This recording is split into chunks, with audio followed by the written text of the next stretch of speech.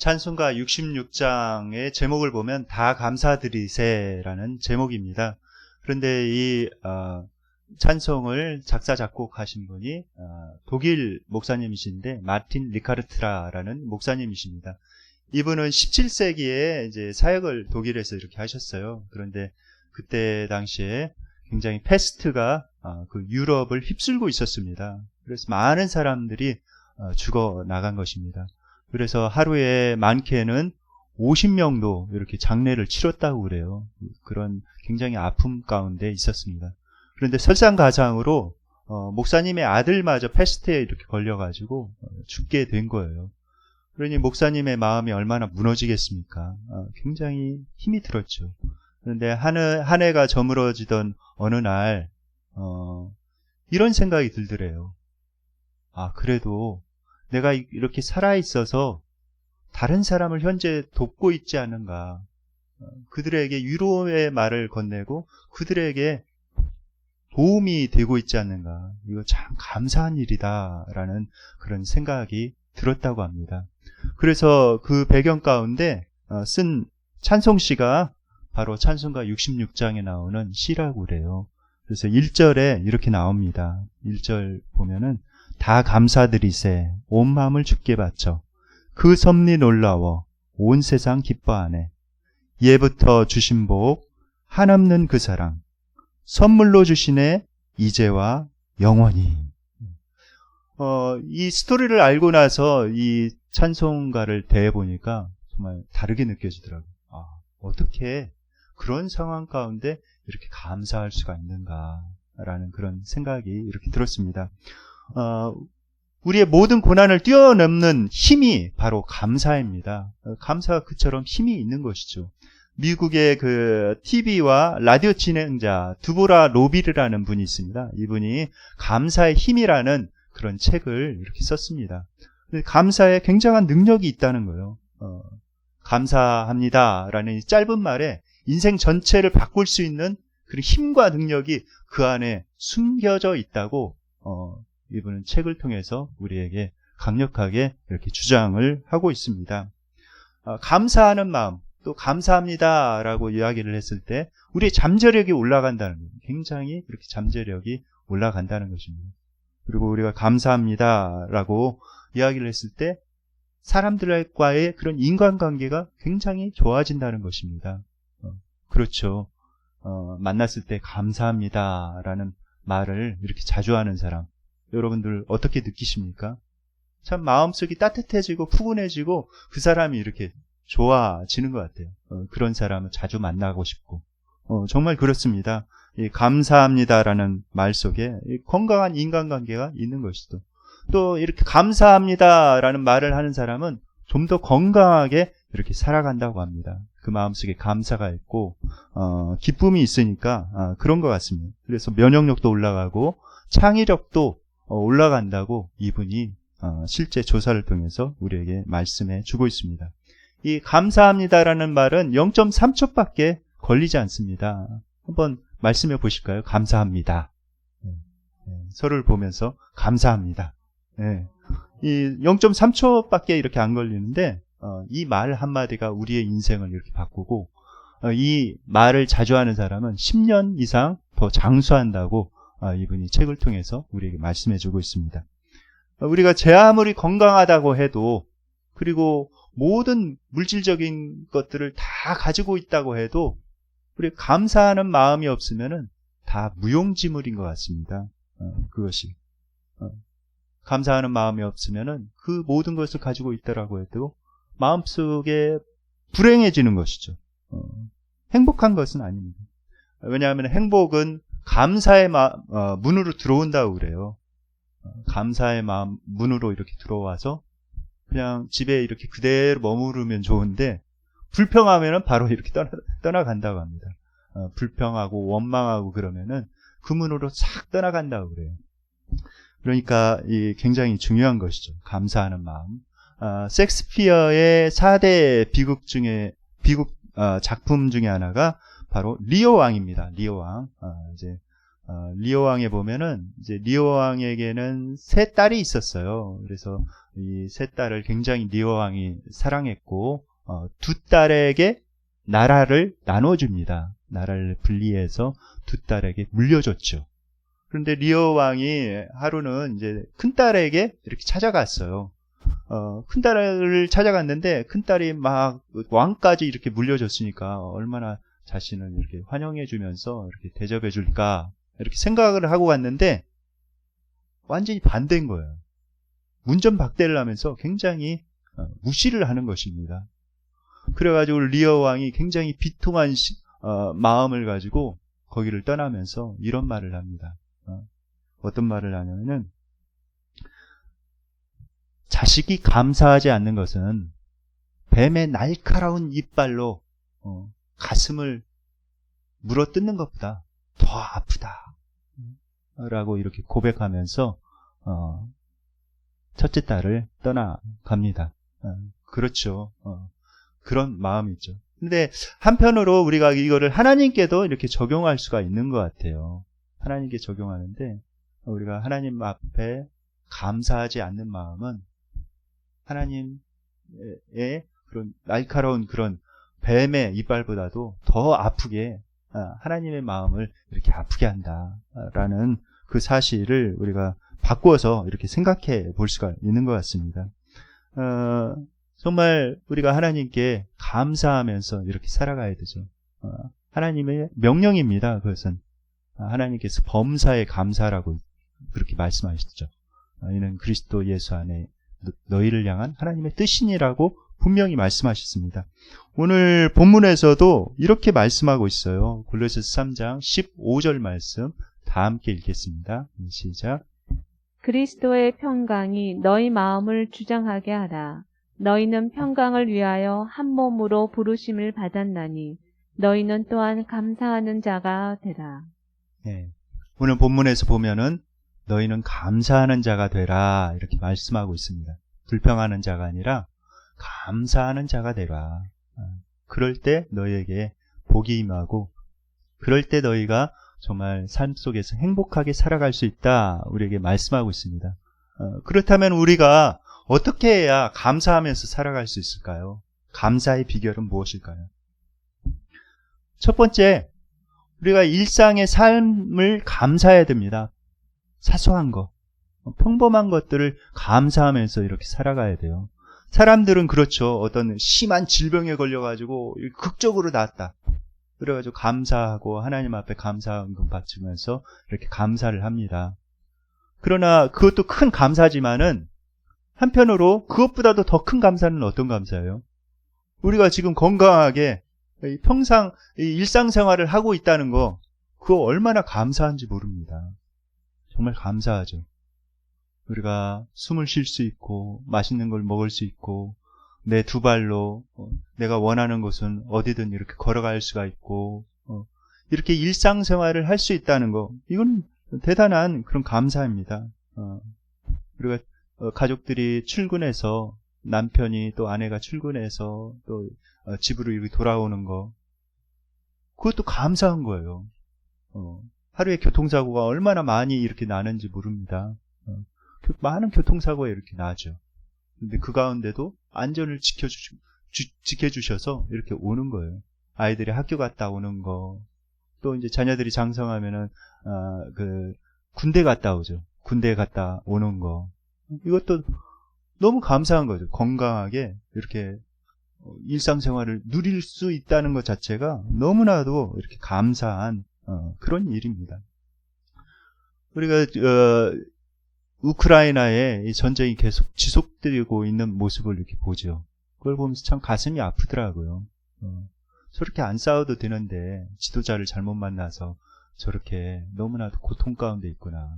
러시아의 젊은 그런 사람들이 징집당해가지고 명분 없는 그 전쟁터에 끌려가서 고생하고 있는 그런 모습을 봅니다. 그들이 이렇게 막사 생활하는 거를 누가 이렇게 찍어서 이렇게 올린 것이 기사에 나왔더라고요. 근데 보니까 너무나도 열악해요.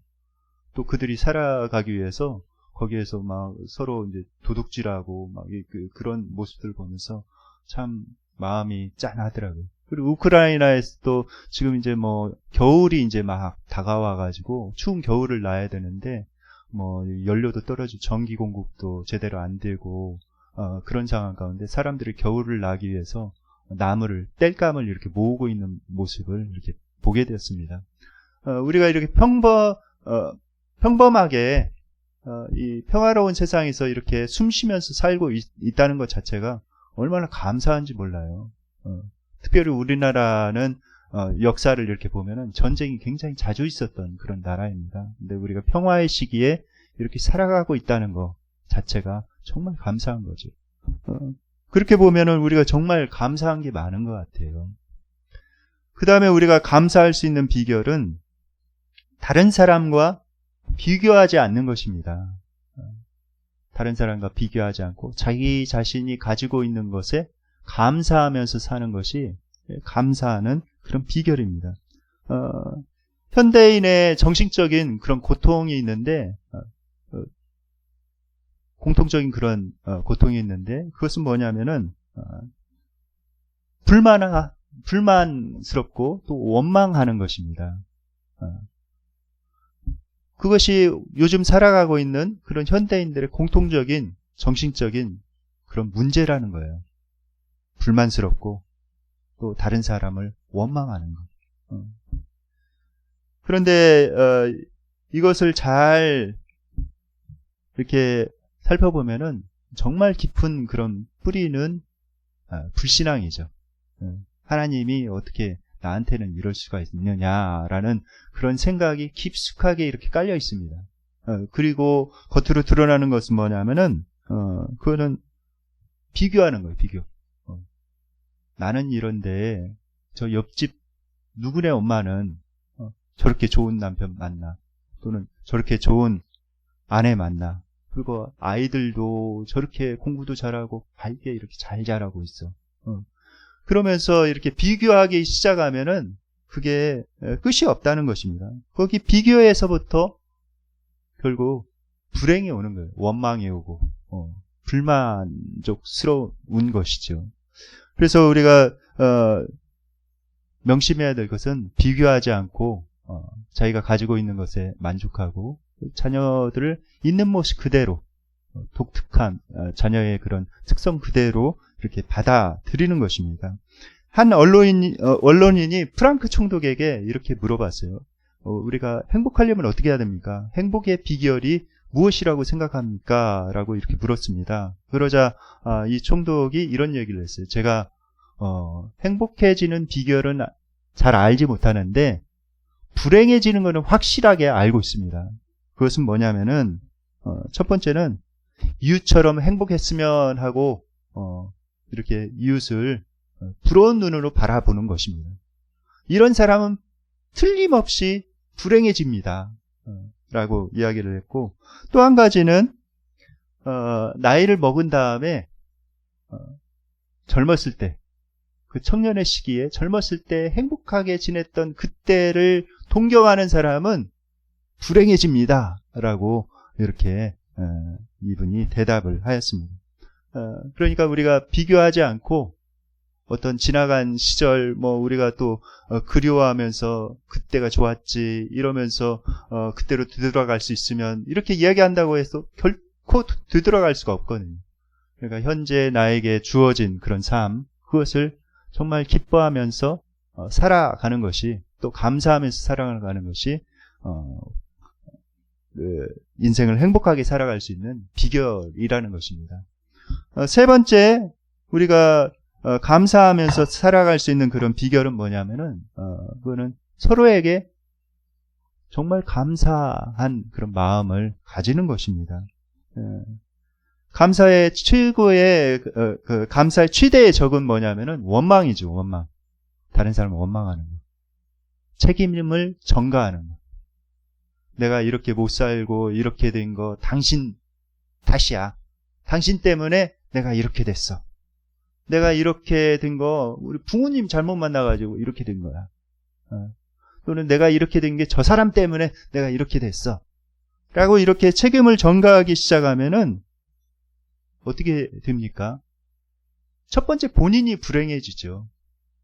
본인이 먼저 불행해지고 본인만 불행해지면 괜찮은데 주변에 있는 사람들, 그 사람과 관계된 사람들이 불행해집니다.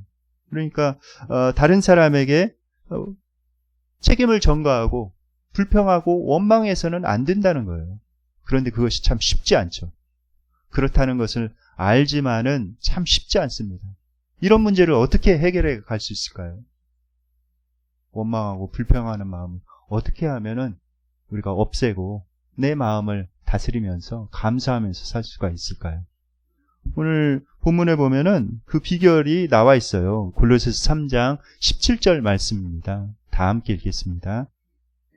또 무엇을 하든지 말에나 일에나 다 주 예수의 이름으로 하고 그를 힘입어 하나님 아버지께 감사하라. 네. 그를 힘입어. 그러니까 예수님을 힘입어서 우리가 감사하는 삶을 살아갈 수 있다는 것입니다. 다른 사람과의 그런 어그러진 관계, 그 관계를 회복하려면 그 관계를 먼저 보기보다는 나와 하나님과의 관계를 먼저 살펴보라는 거예요. 내가 정말 하나님과의 관계가 올바로 되어 있는가? 내가 하나님의 그런 사랑과 은혜를 제대로 이렇게 깨닫고 있는가? 그것을 먼저 보라는 것입니다. 우리가 하나님과의 관계가 올바로 되어 있으면은 사람들과의 관계도 이렇게 바로 잡힐 수밖에 없습니다. 하나님께서 나에게 베풀어 주신 그 은혜가 얼마나 큰가? 하나님께서 얼마나 나를 사랑하시면서 나를 용서하시고 나를 긍휼히 여기시고 그 은혜로 나를 이끌고 가고 계신가? 그거를 알면은 다른 사람을 원망하지 않고 감사할 수가 있다는 거예요.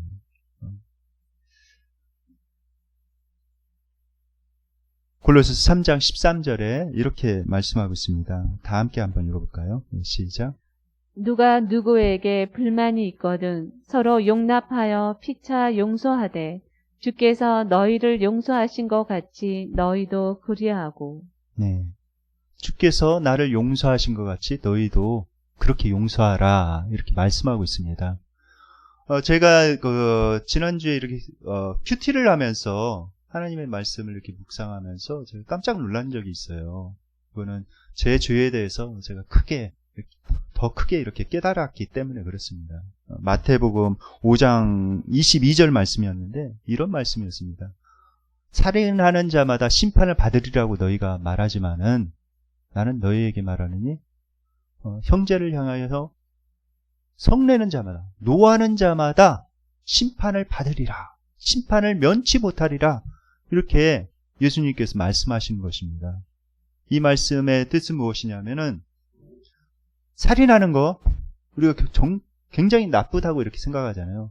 근데 하나님께서 보시기에는 살인하는 것이나 형제를 향해서 정말 원망하고 미워하는 마음으로 그에게 분노하는 것, 그것이 동격이라는 거예요. 하나님께서 그렇게 큰 죄로 이렇게 보신다는 것입니다. 이 마음속에서 이미 살인한 거랑 똑같다라고 보시는 것이죠. 그 하나님의 기준에서 이렇게 보니까 와, 정말 내가 얼마나 큰 죄인인가. 그동안 이렇게 내가 성냈던 거, 화냈던 것이 파노라마처럼 싹 지나가더라고요. 하나님, 정말 저는 죄인입니다. 하나님의 긍휼이 없이는 도저히 구원받을 수 없는 그런 큰 죄인입니다. 라는 것을 이렇게 깨닫게 되었습니다. 정말 그렇죠. 하나님께서 우리가 지은 그 죄, 우리가 인식하는 죄도 있지만 인식하는 죄도 얼마나 많습니까? 나이가 먹어가면 먹어갈수록 많이 그것을 알 수가 있죠. 그런데 우리가 깨닫지 못하는 죄도 진짜 많이 있습니다. 하나님의 그 거룩한 수준에서 보면은 우리가 깨닫지 못하는 죄도 너무나도 이렇게 많이 있죠. 그런데 하나님께서 그것을 용서하시고 용납하시고 나를 구원하시고 은혜로 나를 지금도 만나주시고 나를 이끌어 가고 계세요. 그러니까 그 은혜를 이렇게 깨닫는다면은 결코 다른 사람에게 원망 불평할 수가 없는 것이죠. 하나님께서 긍휼히 여겼듯이 다른 사람을 우리가 긍휼히 여겨야 됩니다. 이스라엘 역사 가운데 이렇게 보면은 원망 불평하다 이렇게 망한 사람들이 많이 있어요.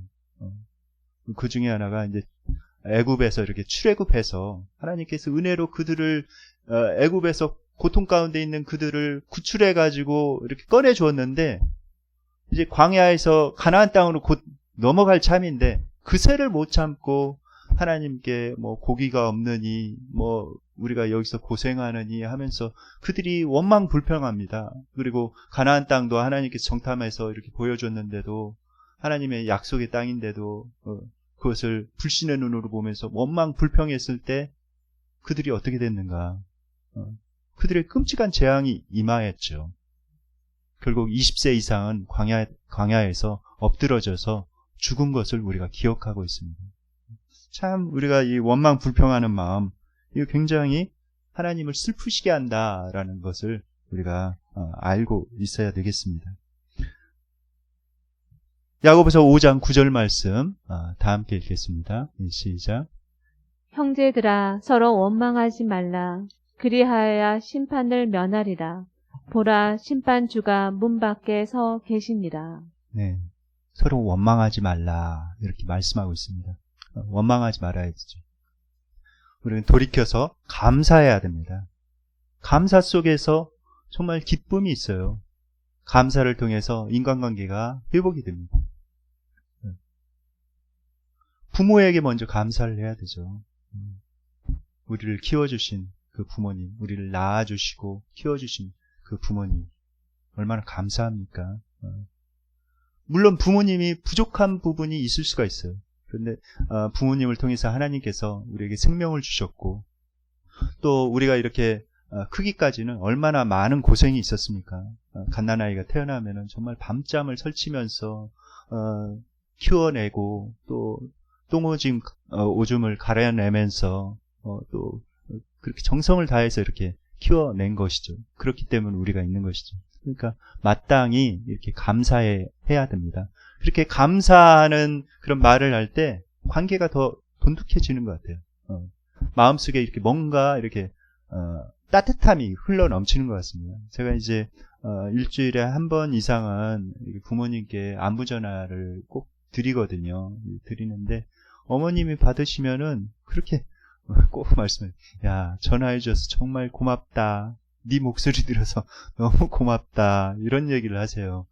그 얘기를 들으면 제 마음이 너무 이렇게 따뜻해집니다. 아니에요. 제가 어머님 그 목소리 들을 수 있어서 얼마나 감사한지 몰라요. 어머니 고마워요.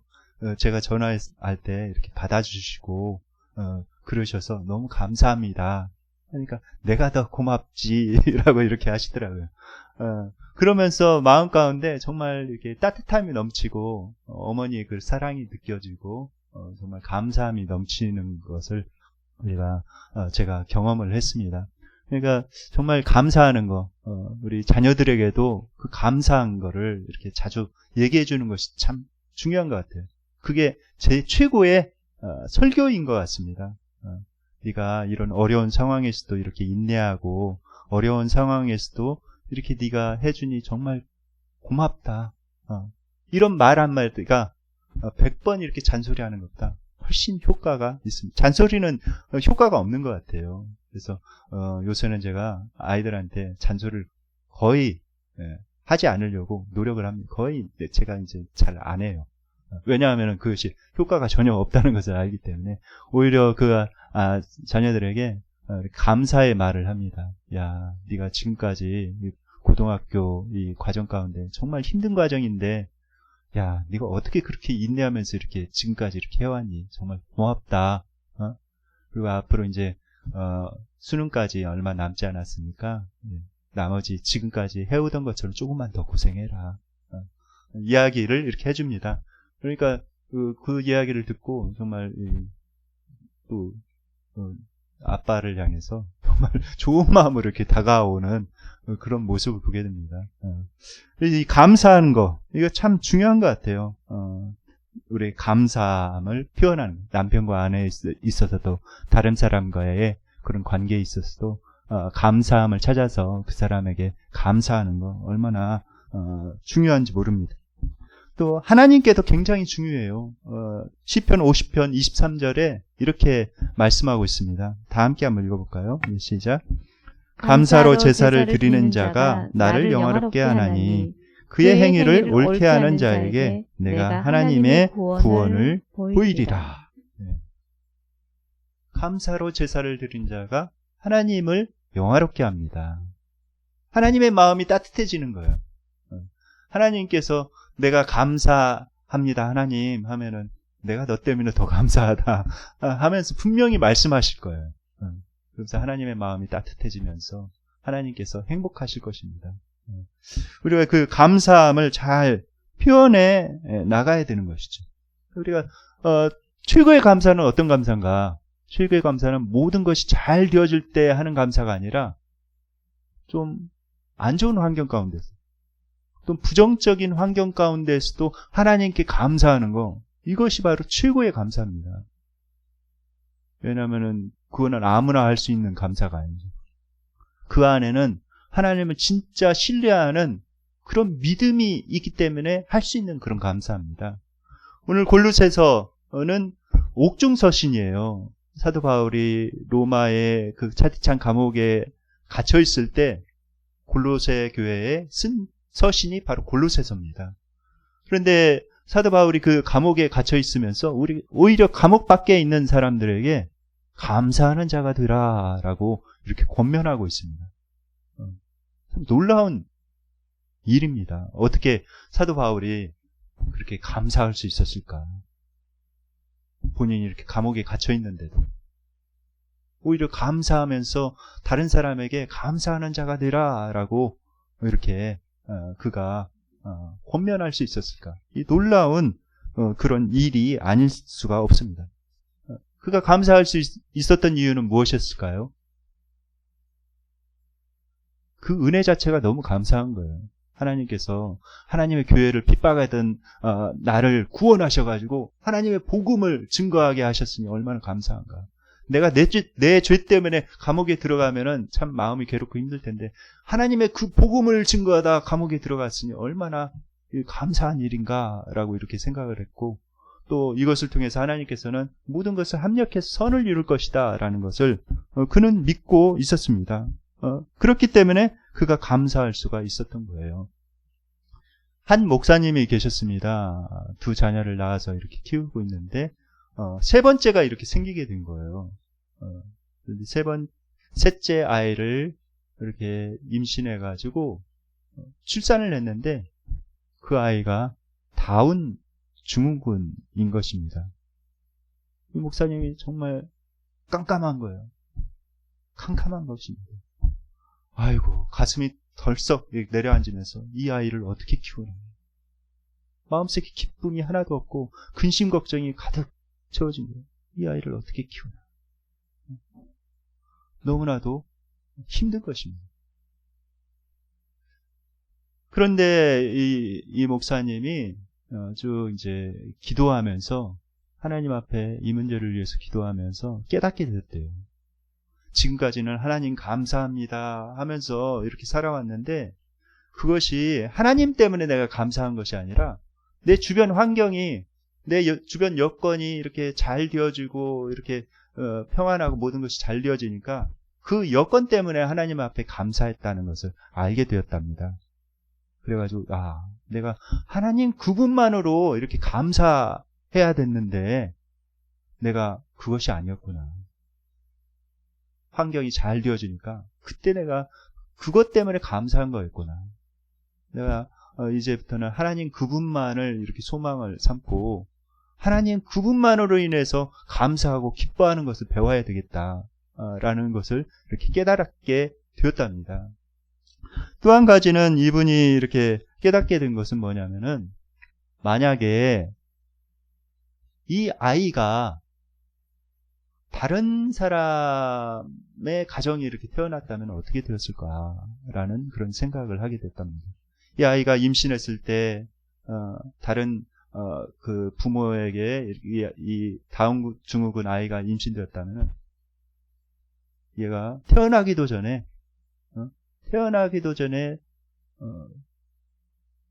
수술받아서 얘가 이 땅에 태어나지도 못했을 것이다 라는 그런 생각이 들더랍니다.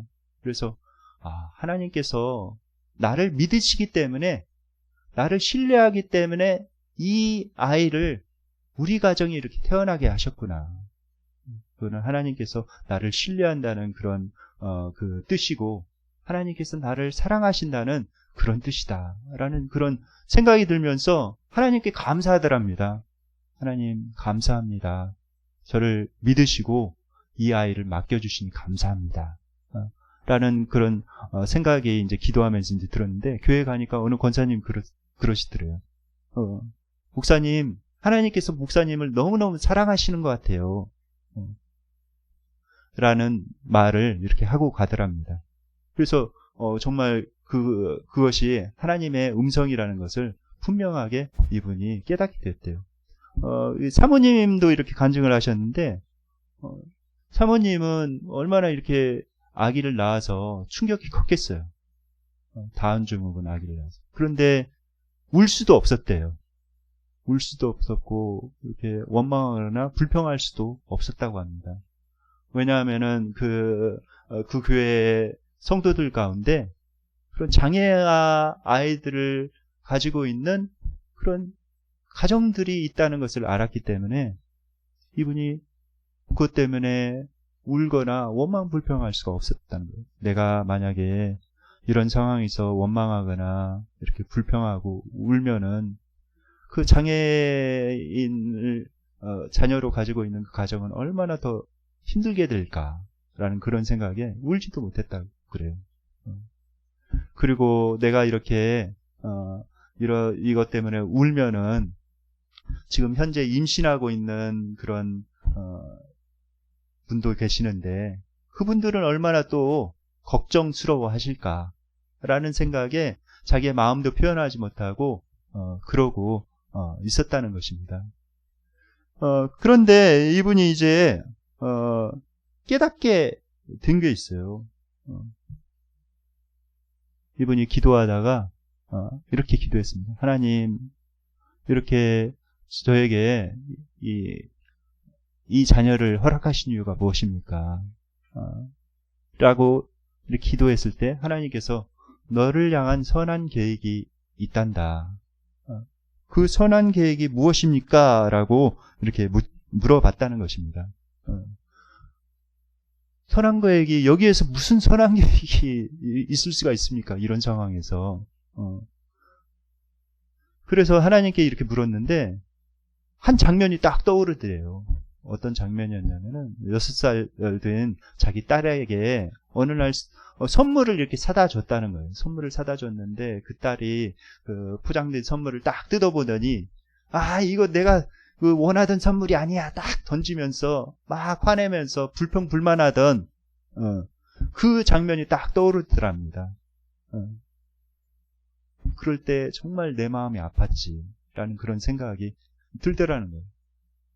근데 하나님께서 나에게 이 셋째 자녀, 이 자녀를 선물로 이렇게 주셨는데 내가 현재 그런 마음이 아닌가라는 그런 생각이 들고 그래서 하나님 앞에 회개하는 마음을 가졌다는 것입니다.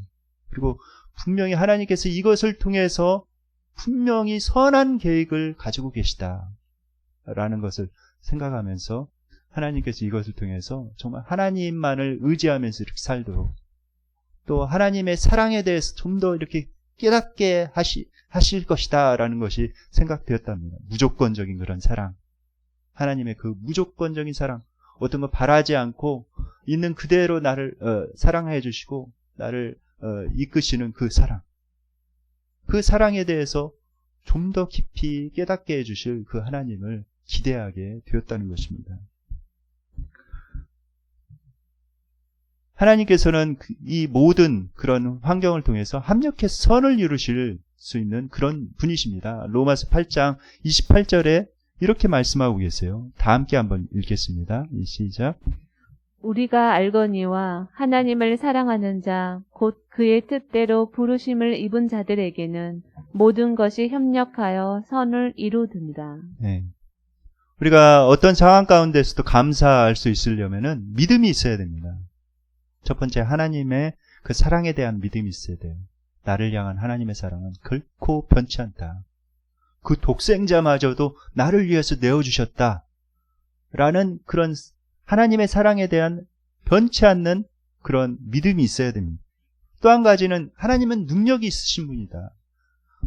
내가 비록 현재의 하나님의 그 뜻은 알지 못하지만 모든 것을 합력해서 선을 이루시고 이것을 통해서 오히려 하나님의 역사가 일어날 것이다 라는 것을 믿는 것입니다. 그리고 무엇보다도 우리가 한 가지 분명하게 생각해야 될 것은 우리는 예수님의 그런 사랑으로 구원받아서 영원한 하나님의 나라가 우리에게 주어졌다. 천국이 있다는 것을 항상 생각해야 되는 거예요. 그래서 내가 인내하고 나아갈 때 영원한 하나님의 나라가 나에게 보장되어 있다. 최후 승리가 보장되어 있다는 것을 항상 믿으며 이렇게 살아가야 합니다. 오늘 본문에서 이렇게 말씀합니다. 그리스도의 평강이 너의 마음을 주장하게 하라. 그리스도의 평강이 우리의 마음을 주장할 수 있도록 우리가 해야 돼요. 그러기 위해서는 어떻게 해야 되는가? 하나님의 은혜의 말씀을 매일매일 묵상해야 됩니다. 매일매일 하나님의 은혜의 말씀 묵상하면서 내 마음을 다스려 나가야 돼요. 그리고 하나님께 기도하며 또 하나님의 사람들과 이렇게 믿음의 교제를 게을리하지 말아야 됩니다. 그럴 때에 우리가 마음을 다스릴 수가 있는 거예요. 서로의 그런 아픔과 고통을 내어놓고 서로의 기도 제목을 내어놓고 기도할 때 그 안에 놀라운 그런 위로와 치유가 있습니다. 또 시와 찬미와 신령한 노래들로 하나님을 찬양하며 또 경배할 때에 정말 우리의 마음 속에 이런 회복이 있고 감사할 수가 있습니다. 감사주일 준비하면서 찬양, 이렇게 새로운 찬양을 오늘 하나 부르지 않았습니까? 그 찬양을 부르면서 너무 감사하더라고요. 그 찬양을 부르면서 하나님의 은혜가 나를 붙들어서 이렇게 가게 한다 라는 그런 가사가 너무 감동적이더라고요. 하나님의 은혜가 나를 붙들어서 인생을 이렇게 살아갈 수 있도록 지금까지 인도하고 계시고 앞으로도 계속 인도하시겠구나 라는 그런 생각이 들면서 너무나도 감사하게 되었습니다. 이제 이 말씀을 묵상하면서 하나님 앞에 감사의 기도를 올려드리기를 바랍니다. 이제 기도하는 시간을 갖도록 하겠습니다.